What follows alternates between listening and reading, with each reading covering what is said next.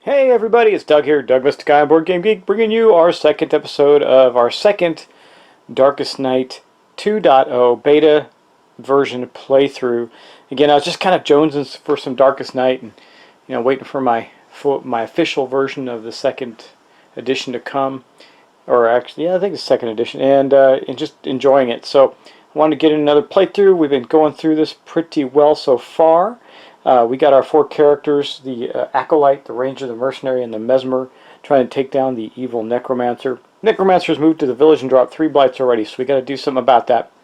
We're going to get right into the turns. We're going to jump right in and get started. So let's go.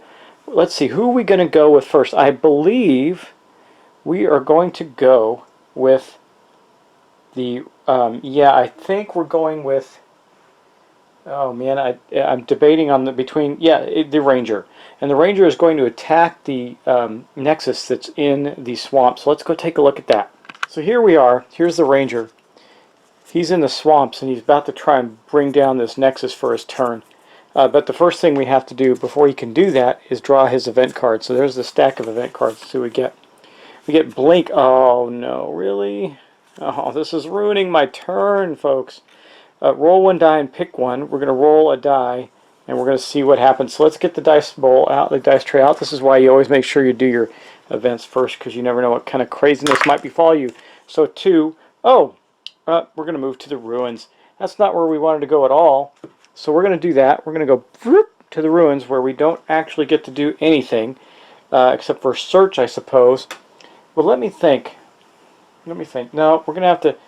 Looks like the Mesmer is going to have to take on the Nexus. I had another plan for the Mesmer, but we'll see. I guess we'll do that. So we're going to go with the Ranger there. The Ranger still doesn't really have anything he can do. This blight doesn't hurt him, so we don't have to worry about the Shroud. The Shroud just protects other blights. The search roll in the ruins is a difficulty of 4, so that's really the best thing you can do is search there and see if we can find something worthwhile. So.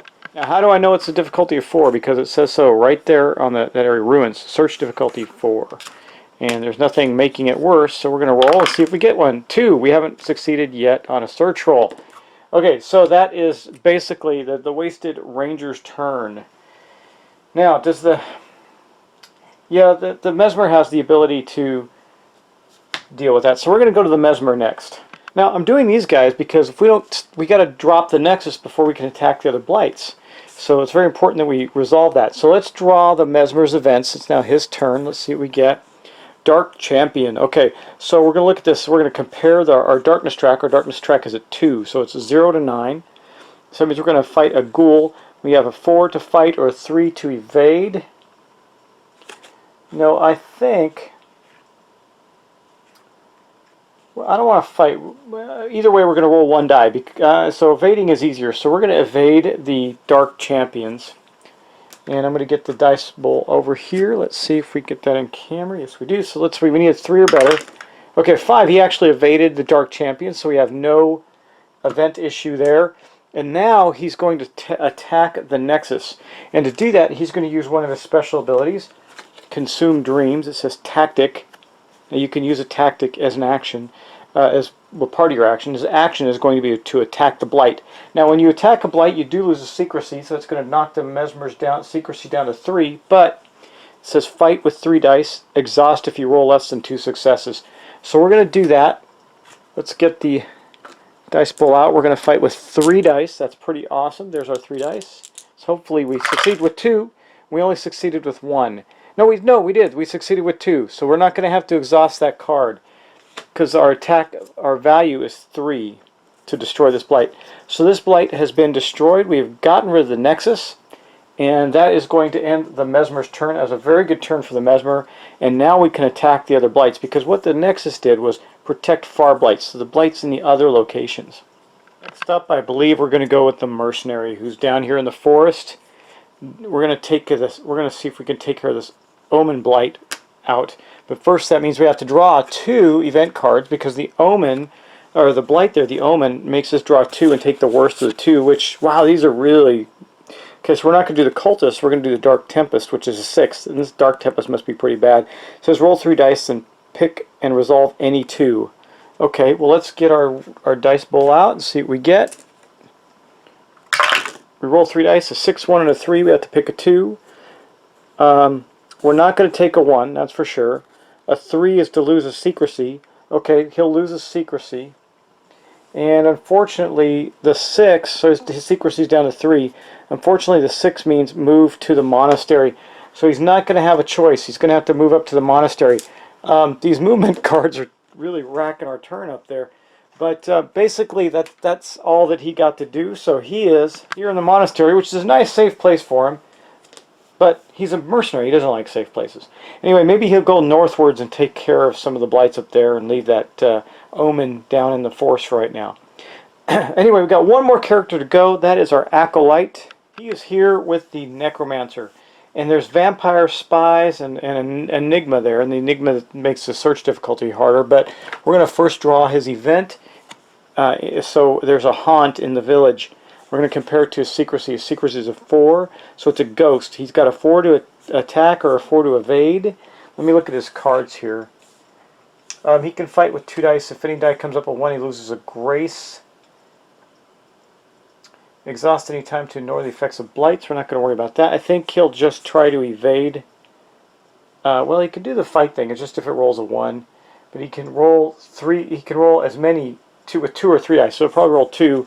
We'll try and evade the ghost, because we'll lose a grace if we don't. Okay, let's do that. So we're going to get the dice bowl out right here. We'll grab 2 dice. We'll use 2 dice because the tactic he's using is the one he has the Ion Stone on. It's this one. Final Rest. It says fight with 2 dice or 3 dice. If any dice comes up 1s, lose a grace. So he's just going to fight with 2 dice, see if he can take on this ghost.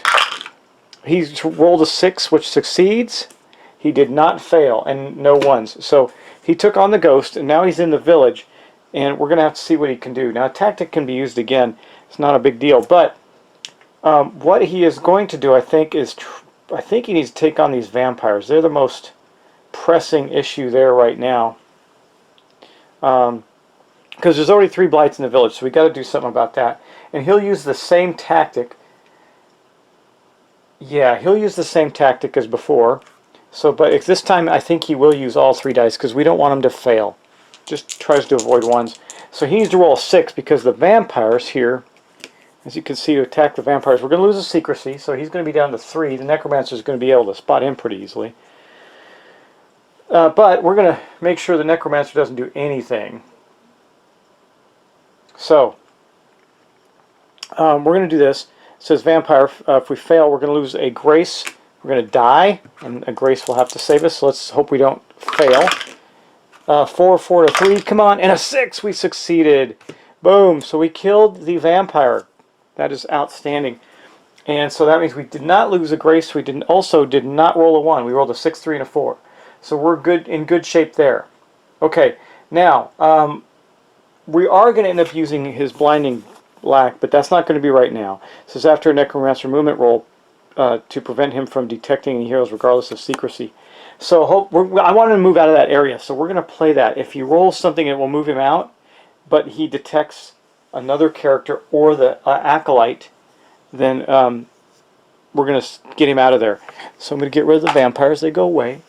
And that was a good turn for the Acolyte, but that is the end of his turn. So now we are going to go to the Necromancer's turn. First thing we're going to do is raise the Doom track, or the whatever you call it, the Darkness track, up by 1. And then we're going to roll for the Necromancer. We don't have any... what we're missing right now is we need to search and get secrets and mysteries and quests up so we can get some stuff done. but we had to take out some blights first and take it so we could keep the board clear. A lot of challenging things to do in this game. Oops, before we can move on from his turn, I do have to deal with the spies. Now I do have his Dark Veil ability. It says exhaust any time to ignore Blight's effects, which would reduce his secrecy one more. I think we're going to do that. We're going to exhaust this to ignore the effects of the spies, which means he would lose his secrecy. Okay, that was the end of his turn. Now we already moved up the darkness track, so now we're going to go to the Necromancer's roll. We're already there, so we're just going to take the Necromancer die and give it a roll. A 1 would send him where? It would send him to the forest. I think we want to do that. Now he would not detect. He's going to move, so we don't have to use our ability because there's no one at a 1. So he is going to. Well, wait, is that a 1? Hold on. Where's the 1 from the village? Oh, it's going to go up to. Ew, that's not good. Well, that's not what we wanted. He's going up to the mountains here, where he's going to drop another blight. That's where the 1 goes. So that's not exactly what we wanted to have happen. But let's draw a map card and see what drops in the mountains. It's going to be more shades. So now there's 2 sets of shades up there. And the corruption. That's a bummer. Let me get the shades out. And that is up here in the mountains, by the way. Okay, here are the shades up in the mountains up here. And there's another set. So there's 2 sets of shades up there. We got to get up to the mountains and do some things too. Maybe that's where the mercenary will head. Since he will be leaving the monastery, he'll get a secrecy back and he will get the fight. That's a good thing. Okay, that basically is the end of the Necromancer's turn, so let's wrap around. We'll start taking our turns again. We've got to get some searching done. We do got to continue to take out blights. I think we'll start our turn. We'll start our turn in the swamps with the Mesmer. Now, we can do this ability with the Mesmer. Let's go over to see him. Let's first draw his event card. Oh good, a quest. Startling news. Add a marker to a quest currently in play. If there is no quest in play, instead draw one and roll 1 die to determine its location. Okay, we're going to draw a brand new quest. Let's get the quest deck out. I like quests. They are cool. They give us cool stuff. Okay, here's the quest deck. I'm going to, let's see, cut it one more time. Boom, what do we get? Tricksters. It's going to, we got to get 2 successes. We're going to have 4 turns to complete it. It says elude versus 2. Each success gives you 1. Okay. Completed, every hero gains a spark. That's good. That's not fantastic. It's good. Every hero. That's actually pretty good. All heroes lose a secrecy if it expires. Some imps have stumbled upon resistance operations and are causing mischief and disruption. Lead them away before they these cards are a little hard to read sometimes. Attract the attention of the Necromancer's minions. Okay, now we got to determine where that's going to go. So let's go over here. We're going to roll a die, and it's based on the numbers around the village. So we're going to move to the 3 spot, which, if you look at the village, is going to be down here in the forest. So our new quest, is down in the forest. Now we're going to take the Mesmer's turn, and I think we're going to stay there and do his Pilfer Secrets. It says exhaust and search. If you succeed, gain +1 clue. If you fail, gain a treasure chest. So we're going to do that. So either way, we're going to get something. Hopefully he gets a treasure chest. That gives him another power. So let's roll his die there and see what he gets. He rolled a 2, so he failed, unfortunately. So it says if you fail, gain a treasure chest. So that's what we got. Now the treasure chest, I'm not going to pull it out because he's just going to use it, I believe. But I'll show you what the treasure chest does. If you see there, it says discard at any time to draw a new power. So we're just going to get out his deck and draw a new power. I don't see any reason why I wouldn't do that. Here's his deck. Let me just shuffle it up real quick. See what new power he gets. Because new powers are always valuable. Let's see. A Dreamer's Focus. It says action. Activate a hero at your location or deactivate. You may use activate on a hero at your location, rather. You may use a Mesmer power as a free action, or you can when it's active, you can gain a spark at the start of your turn, -1 die on all rolls, to a minimum of 1 die. So this is not good. This is, by the way, going to be a Kickstarter exclusive card. That's an okay power. It's not one of the ones I would have loved for him to have, but it's better than sharp stick in the eye. And then, okay, that is going to be the end of the Mesmer's turn. Let's go next to, we'll do the Ranger next. Okay, here we are at the Ranger. He's in the ruins. I think we'll draw a card for him. And we get a jinx. It says spend 1 grace or turn all your dice into 1s and ignore rerolls for the rest of the turn. Well, he's going to have to spend a grace. That's going to put him down to a 3. That's not excellent, but I won't complain completely, as we need to do that. So anyway, he is down there. I'm debating, do I continue to search? He doesn't have anything to help him search right yet. But we sure use some cool stuff. We can get rid of that blight, that shroud that protects other blights there. It's not really a big deal right now. We have other bigger issues. He could move over to the... You know what we're going to do? Is he's going to move over to the forest and go after this quest. He's got his race the hare for a looting. We could solve that pretty quickly. And we're going to do that. So we're going to move. That means that he's already at a 7 secrecy, so we're not going to worry about his secrecy right now. It just stays. It's not going to go up because you can only go up to 5 when you're doing moves like that. And that is going to be the end of his turn. Now, next turn he will be drawing 2, and maybe we'll get rid of that too. I'm not sure which way we'll go there, but that's going to be the end of the Ranger's turn. Now let's go to the Mercenary. The Mercenary does not have to draw a new event card because he's in the monastery. So all he's going to do, I think, is move up to the mountain so he can fight the blights where the Necromancer's at. When he moves, because he traveled, he will gain a secrecy. That will put him back up to 4 on secrecy. That's not too bad. You know he's going to lose 1 when he's in the space with the Necromancer. Yeah, in actuality, the Acolyte would have lost 1 too. Anyway, I adjusted that. That's okay. Okay, because when you start your turn, when the Necromancer starts his turn in space with you, you lose 1. All right, now we won't. So we're not drawing an event card for our Mercenary, but we are going to do something. Let's see. I think we will. We're going to take on one of these blights. I might as well take on one of the shades because they're dangerous. We're going to need a 5 there. Now, what can he fight with? Well, he's got his military style, fight with 2 dice. It's tactic. And then he's going to do this when he's done. After you destroy a blight, to exhaust us to gain a treasure. Hopefully it destroys the blight. Let's get the dice roll out and see. Now those shades need a 5, so they're kind of tough. He does have fight with 2 dice. He could also fight with 3 dice and tap the Acolyte's ability that has the Ion Stone, but he could lose grace doing it. No, he'll just use his fighting tactic, and we'll see what we can get accomplished. Okay, let's roll the dice. Oh well, he failed miserably. So the effect for fighting them and failing is to lose a grace. So he drops to 5 grace. He's fine, and that is going to be, unfortunately, the end of his turn. So not a very effective turn for him. He tried to attack a blight and failed. Now he does lose a secrecy for that, so he is back down to 3. Now, let us go to, the only one we really got left is the Acolyte. He's there in the village. And what's he going to do? Let's see, he could, I think we might search there and just deal with the, well, he's down to 2 secrecy. No, he's going to burn his last secrecy to, he's down to 1. He's going to fight the spies. He's going to try and kill the spies that are there. He's going to use his tactic, his fighting tactic that says 2 or 3 dice, and he's going to use all 3 dice. He needs to kill those spies. They're bad. So he does that. Boom. Oh wait. First off, sorry, and I failed miserably, by the way.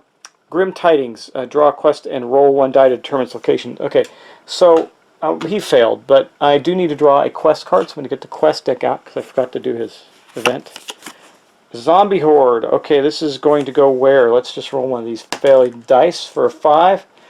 So that's gonna appear in the swamps where the Mesmer currently is, and then I'll read you the Zombie Horde quest. It says it requires 3 successes. We got 5 turns. We're gonna elude versus 3 dice. Each success gives us 1. So we have to stalk around and elude the Zombie Horde. If we complete it, we get a supply cache, which gives us we get to draw 2 powers and keep 1. If we expire, we put out a zombie blight. It says, a massive horde of zombies has been spotted wandering towards a small settlement. Lead them in another direction before it's too late. So we have to lure them away from the village and the swamp that they're going to go after. Okay, but that's not for this turn. That was actually the Mesmer's event card. Then he attacked the spies and failed miserably. It says, and then for attacking and failing, he lost a grace. So he's kind of hurting. He's down to 2. And he's going to lose, and he's going to be at 0 secrecy, so the Necromancer is going to attack him, and that's where we're going to definitely use our Blinding Black. So, yeah, so at the end of that turn, he encounters these guys. Oh, I'm sorry, I'm forgetting things, guys. My bad. I gotta slow down. The Mercenary needs to actually elude or fight these guys at the end of his turn as well. So before we go on, he's going to fight them with his tactic. I need to do that real quick. I apologize. Let's just take care of that. He succeeded with a 6, so he doesn't. He fought off the shades, but that doesn't kill them because he wasn't attacking them. But he did fight them off, so he didn't lose anything. And then we lose our secrecy for this. That puts us down to 0 secrecy for the Acolyte. Not a good thing.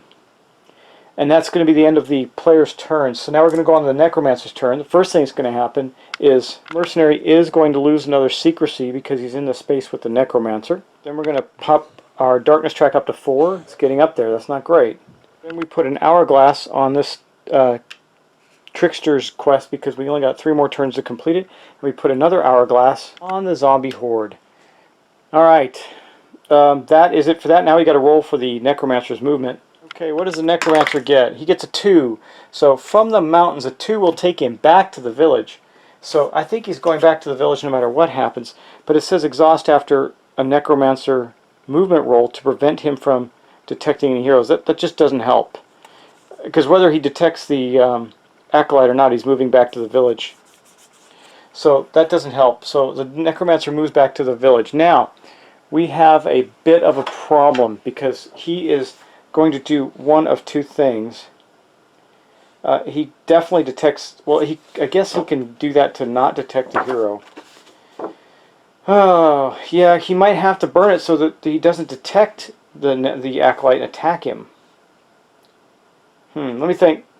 Okay, I just want to be sure and make sure there wasn't a difference in the rules. So the Necromancer is not actually going to attack our Acolyte because it's not, that happens on his event turn. So he is going to end up having to probably battle a Necromancer on his event turn unless something dramatic happens, which is not good.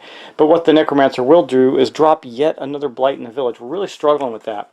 And, man, we're having a bad start already. But he drops crows, another secrecy creature. Let me get the crows out and show you what they look like. Here are the crows. That says fail, lose 2 secrecy if you attack him, or if you fight them, you lose 1 secrecy if you lose. So you do have to face them at the end of every turn. Of course, it's the Necromancer's turn, so we're not going to have to face them now.